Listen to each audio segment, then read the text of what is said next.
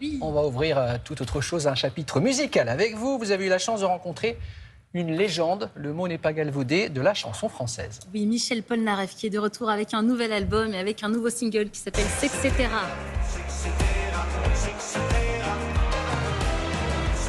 Michel Polnareff, 80 ans, il en a encore sous le pied, 60 ans de carrière, 30 millions de disques vendus et des tubes qu'on peut tous chanter sur ce plateau, Lettre à France, Goodbye Marilou, on ira tous au paradis. Et donc il est de retour avec Un temps pour elle, jeu de mots, vous l'aurez compris, avec Intemporel, c'est magnifique. Montage, la photo, c'est ce qui constitue une photo, c'est chouette. Hein. C'est très très beau, petit album, 8 titres seulement, la moitié sont des titres instrumentaux avec toujours cette basse qu'on connaît chez Michel Polnareff de piano, mais on a aussi des chansons donc chantées. Il nous parle de sexe, d'amour contrarié et du manque aussi de communication dans notre société où on a tous la tête rêvée sur notre téléphone. Et alors, est-ce qu'il est réussi cet album? Très réussi. Franchement, il n'avait pas sorti d'album depuis 2018, donc on ne savait pas si Michel il avait encore l'inspiration. Je vous le dis, quand on est un bon mélodiste, c'est ta vie. Les aigus sont là, la voix est magnifique. On s'est rencontrés dans un très bel hôtel à Versailles. C'est là où il a ses habitudes. C'était il y a quelques semaines. J'avais un petit peu plus de cheveux. Il était très en forme. C'est bien vous. C'est bien moi, ce n'est pas ma jumelle. Il a parlé de ses nouvelles chansons et de son rapport avec la France. Regardez. Et quand vient le matin, il ne reste plus rien. J'avais envie d'écrire des nouvelles choses. Et je pensais que c'était important que l'amiral montre au Moussaillon qu'il avait encore de quoi parler et de quoi chanter. La différence entre cet album et les autres, c'est que c'est plus un jet que quelque chose de peaufiné. Vous signez les paroles et les musiques de cet album. Comment vous trouvez encore l'inspiration, notamment pour les morceaux instrumentaux? J'étais élevé classique, hein, donc le piano, c'est pas un problème. Les paroles, c'est plus dur. Quand la musique est trop forte et que le son ne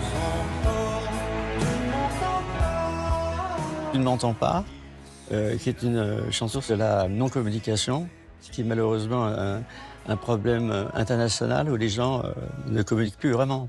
Est-ce que vous êtes un taiseux ou vous dites les choses? Ah, moi, je dis tout. Pourquoi ce titre, Sexcetera? Ça veut dire quoi?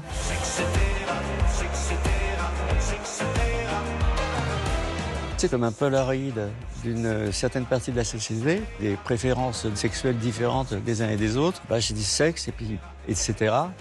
Donc ça t'a dit etc. Ce que je pense, c'est que tout le monde a le droit de faire ce qu'il veut avec son cul, donc c'est pas le mien.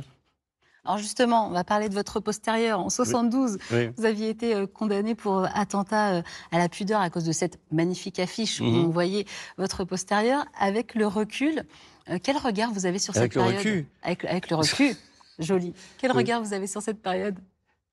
Écoutez, c'était la merde. J'étais obligé de partir de France, littéralement. En plus, je m'étais fait escroquer par mon homme d'affaires à l'époque, donc j'avais pas les moyens de faire face. C'est passé pour une provocation. En fait, c'était quelque part une blague. Quand j'ai montré mon cul, mon propre pays m'a tourné le dos. j'ai le mal de toi.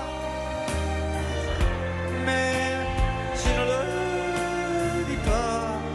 L'amour, c'est fait de ça.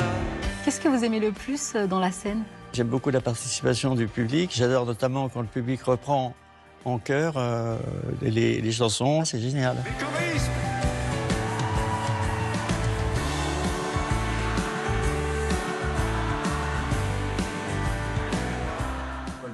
C'est du Polnareff, Intemporel, le nouvel album. Et vous voyez la tournée qui est assez immense. Il va être du côté de Pau, Bordeaux, Rouen, Bruxelles, Amiens et Paris, Accor Arena, 14 juin. Merci beaucoup, Bintili. À suivre.